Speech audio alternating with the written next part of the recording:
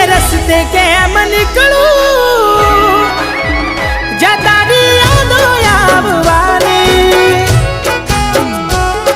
તું પરણી રે જવાની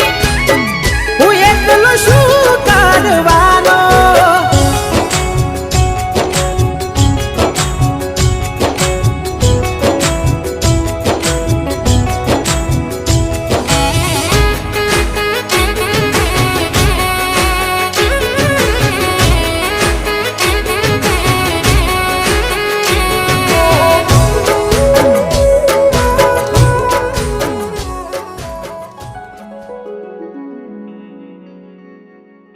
રાહુલ